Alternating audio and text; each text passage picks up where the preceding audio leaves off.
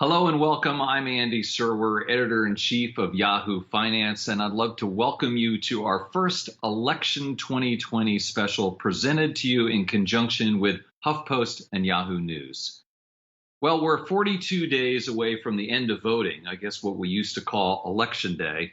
And in the weeks between now and then, we will be exploring things like the impact of the coronavirus across American society, the economic upheaval that the virus has brought, and how the movement for social justice has changed the conversation on the campaign trail.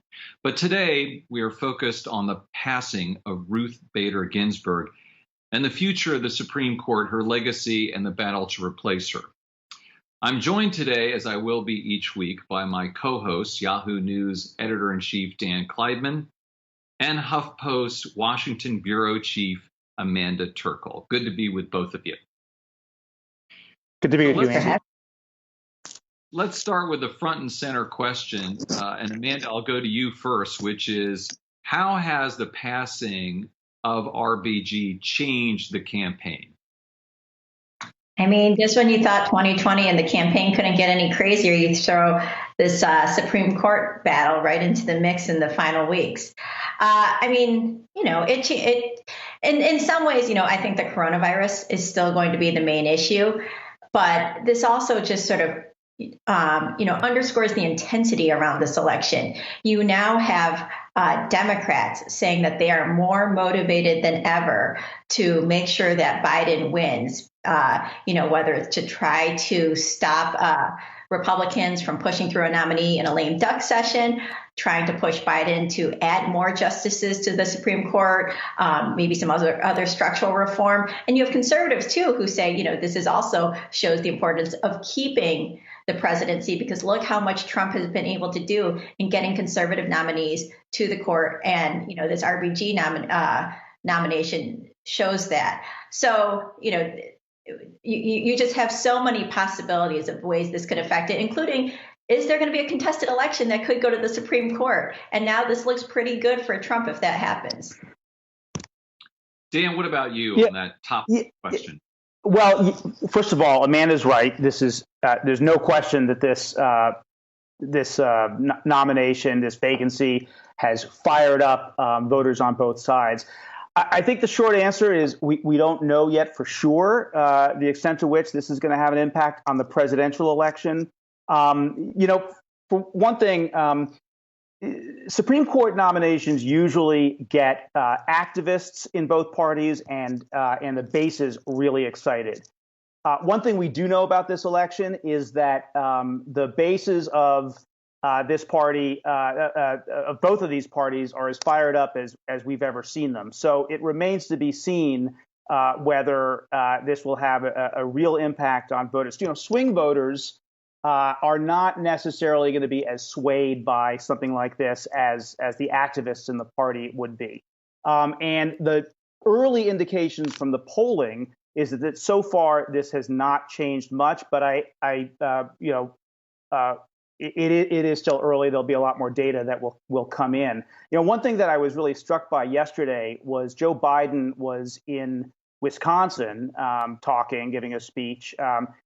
He spoke for 30 minutes. He did not mention the nomination, and not a word. Didn't even mention Ruth Bader Ginsburg.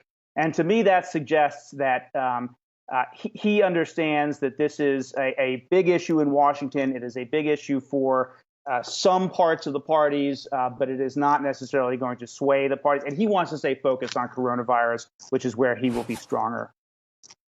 And we've been talking about the presidential race, but, I think one area where it will affect the election is in these Senate races. You have people like Susan Collins, who obviously took a lot of heat after she voted for Brett Kavanaugh. You have other endangered Republican senators, Tom Tillis in North Carolina, Cory Gardner in Colorado, and some others.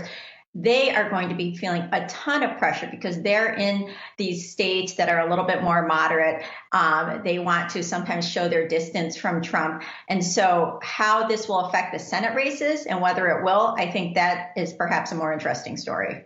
Yeah, I totally agree. Just to make one very quick point on this, Andy, which is that there's also a Democrat Doug Jones in Alabama, in a very conservative state. And he was already an underdog. But if he is forced to vote against a Trump nominee, that could be the death knell for him. To the contrary, there's someone like Steve Daines, the incumbent senator in Montana, the Republican, who is going to be talking about this nomination over and over again because it ties him to Trump, and it's gonna help him with voters in Montana.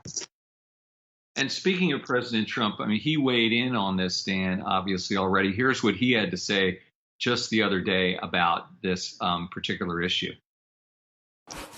We won, and we have an obligation as the winners to pick who we want.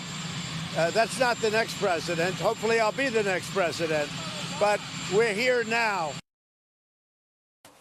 Yeah, here now, indeed. And I think it's intriguing just to go back to the Senate race, Amanda, the Senate races, I should say, and the senators, I should say, actually more precisely. Were you surprised that Mitt Romney came out in support of doing a vote? No, not at all. I mean, Mitt Romney, sometimes Mitt Romney is anti-Trump. And he doesn't like Donald Trump that much. And so sometimes he's sort of branded this resistance hero, and Democrats like him until he becomes what he is again, a conservative Republican.